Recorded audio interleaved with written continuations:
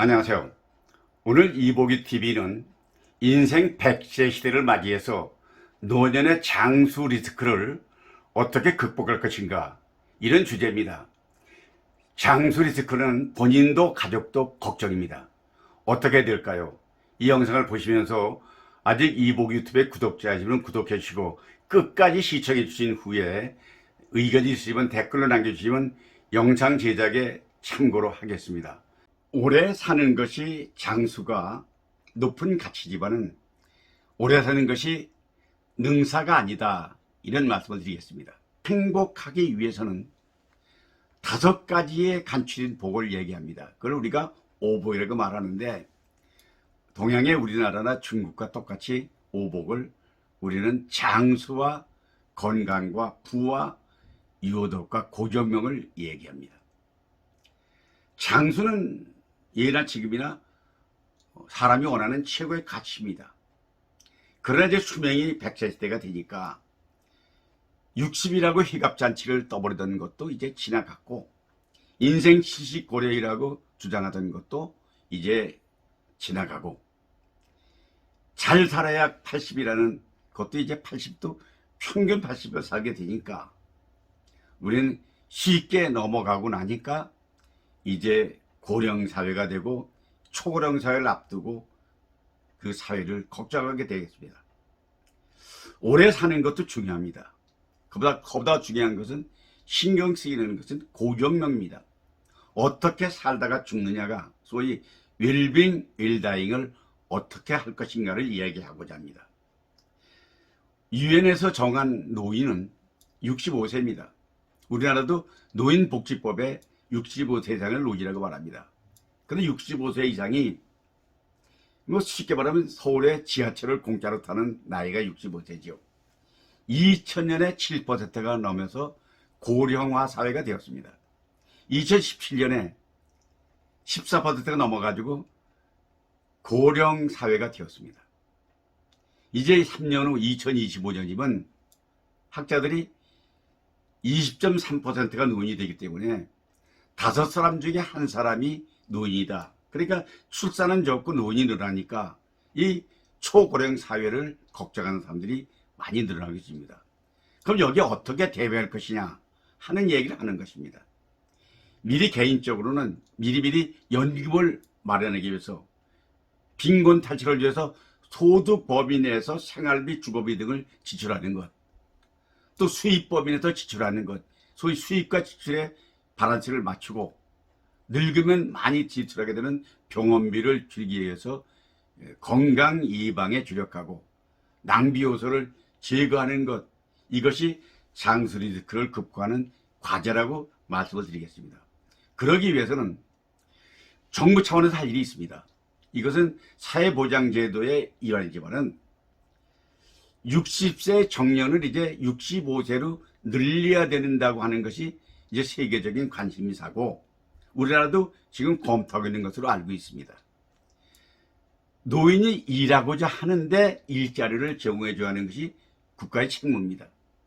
요즘처럼 단순히 노인들이 쓰레기나 줍고 단순 노동을 통해서 소일하는 이런 것보다는 각자가 지금까지 닦아온 역량을 나이가 들어도 사회공헌에 이바지할 수 있는 이런 사회적 보장제도를 만들어주는 것, 이것이 정부가 정신 차리고 해야 될 일이고, 이런 인프라가 구축돼야 초고령 사회에 대비할 수 있다고 말씀을 드릴 수 있습니다.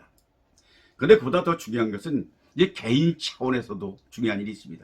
개인 차원에서 중요한 건, 고령 사회에서 중요한 건 다름이 아니라 건강관리입니다. 건강관리는 본인이 해야지 대신할 사람이 아무도 없습니다. 의사는 보조선생이지 건강을 해결해야 하는 사람은 아닙니다.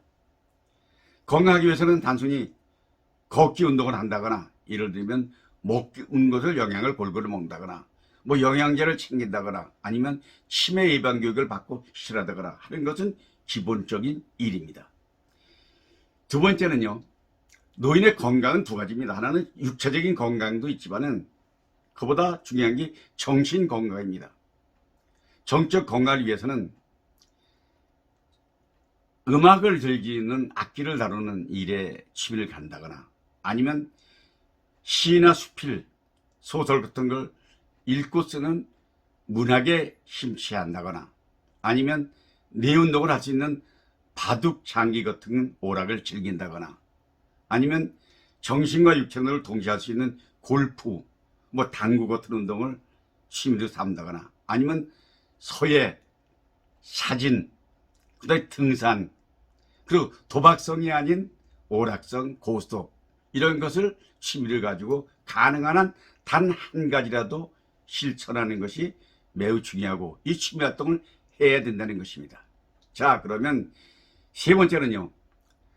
사회 참여와 사회 공헌입니다.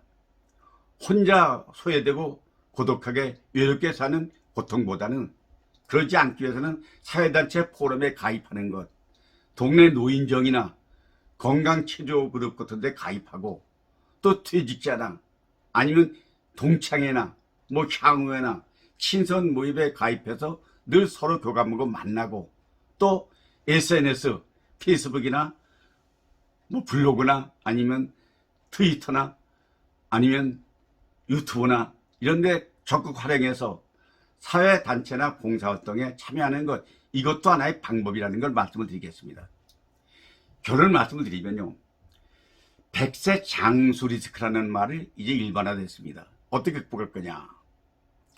오래 사는 것보다 사는 동안에 삶의 질을 높이고 병들어 누워서 죽을 날을 기다리는 것보다는 혼자 마지막까지 본인도 고생하지 않고 가족들은 부담되지 않기 위해서는 마지막에 연명치료 같은 것은 일찍이 난 포기하겠다 하는 것을 서약해 두는 것, 이것도 방법 중에 하나입니다. 저는 물론 우리 두 내외 다 같이 했습니다. 고통 없는 웰다잉, 우리 오복 중에 가장 중요한 고종명을 바라보는 나이에서 이건 젊은이도 마찬가지입니다. 그래서 우리가 SNS를 통해서 참여하는 방법, 사회에 참여하는 방법, 이걸 계속 여러분이 연결해주길 바라면서 오늘도 이복이와 더불어 해야 될 일 하나는 오늘도 스마팅입니다. 감사합니다.